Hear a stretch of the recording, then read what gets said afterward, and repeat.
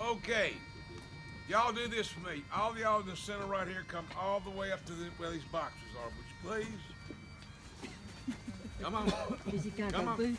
I took a shower today. Put on deodorant and everything. And the reason I'm doing it, Thursday night I did this 11 times. Last night I did this 17 times. What? Everybody's doing the same thing, and then the night's 17 times, so your voice starts to go in cold air. Okay, so I don't want to scream. But we got everybody here? Yes, sir. Okay. All right. Well, then I want to. Oh, well, by the way, LSU fans, congratulations. My name is Thornton Alexander, and you are here at my grave, and welcome to it. I was born in Schofield County, Virginia, in the year 1790, and that's a long time ago, little girl. That's a long time ago. And I had a nice childhood. And my mother and daddy were in the hotel business. One of the finest hotels in all of Virginia, as a matter of fact.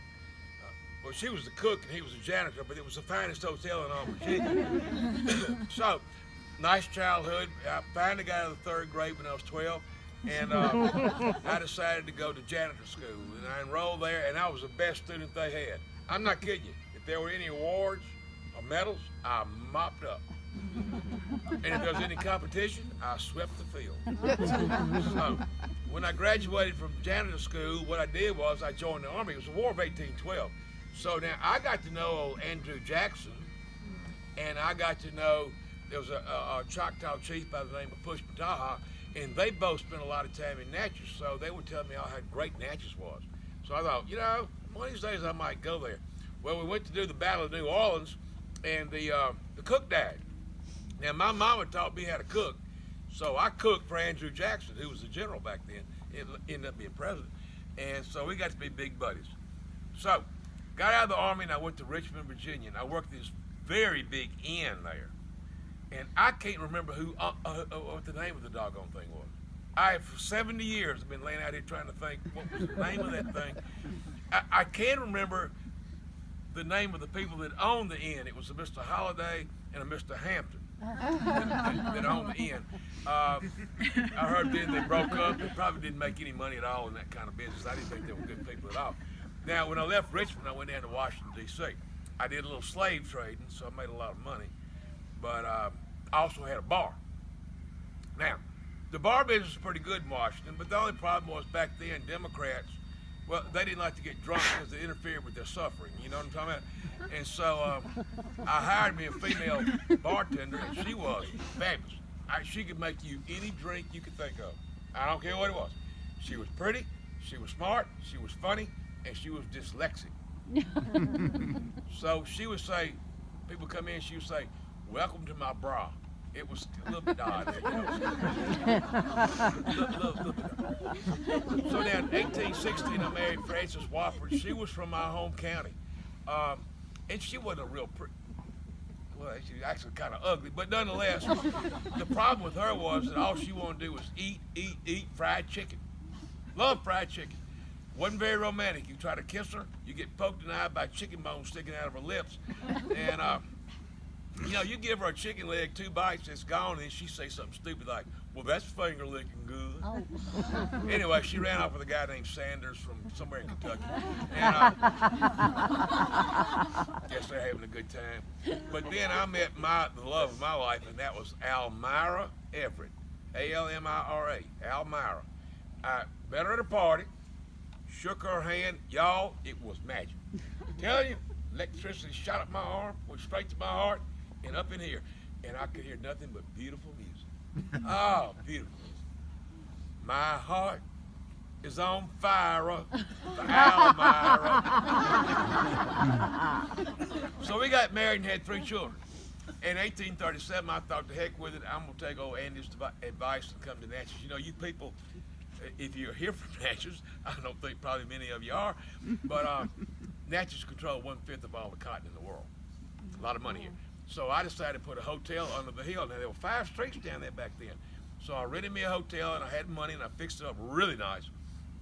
And I started getting people to come in there. Now, I had a reputation as being the best turtle soup maker between the St. Louis and New Orleans.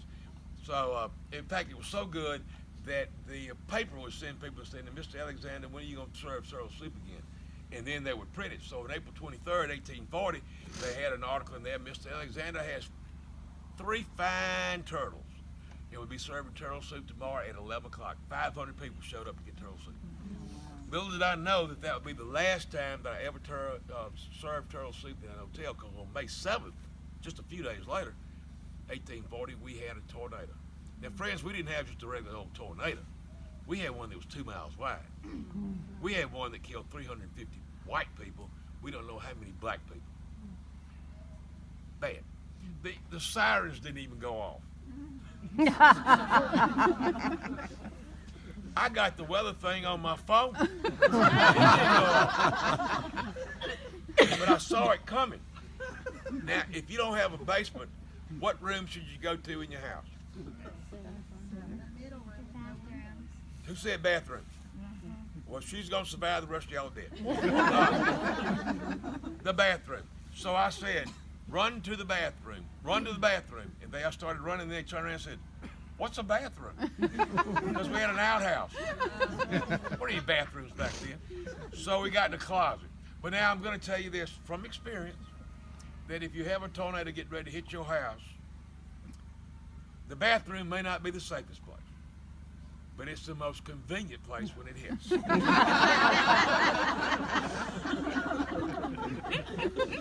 So it tore the whole hotel up, fell down on us, buried us. They had to dig us out. 9 people died. I was hurt, not badly. It was Mr. Flint and his son from Tensaw Parish, hurt, not badly.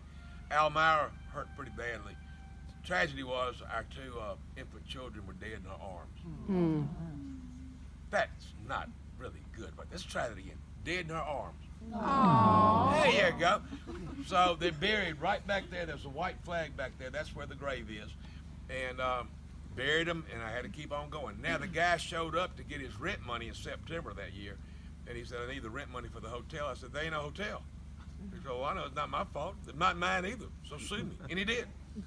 And they finally decided that case 5 years after I was dead, and they ruled for him. Ha! I was judgment proof because I am dead. So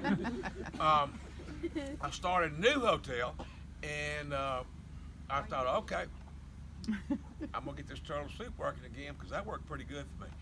And I got me a turtle. They're not easy to come by. Turtles aren't. And but it was a little bit gamey, I thought, but you know, pretty good. So I made a big old pot of it, had 2 bowls of it. I thought it was good. Apparently the good Lord didn't, because I died of food poisoning that night on May 31st, 1842. And I'm buried right out here with the 2 children. You notice I didn't mention Almira being out there, because as soon as I was dead, she hooked up with a guy named Hilton, and they went in the hotel business, and I hope they didn't make a dime. Now, in real life, my name is Rusty Jenkins, and we've been doing Angels on the Bluff now for 20 years. This is our 20th year to do it. I have done it every year for 20 years. And it's been a pleasure of mine.